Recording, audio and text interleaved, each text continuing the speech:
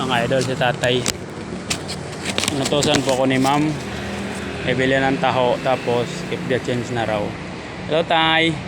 Yung maliit lang tay. Bilhan natin si tatay ng taho. Tapos galing to kay ma'am. Yan. Para daw tulong na lang ni ma'am kay tatay.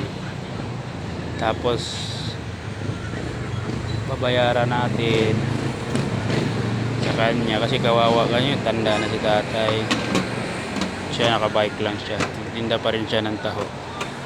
Ayan mga idol, bait nila mama no,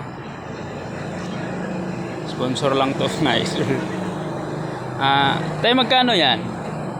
Ayan tay, galing kay ma'am yan, keep the jeans na raw. Si ma'am yung maganda, yung may... Si ma'am yung bumibili, yung pinahatid mo sa akin doon.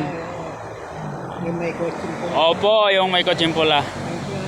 Sige tay, salamat din. Ingat tay. Ayan mga idol. Kay ma'am galing yun.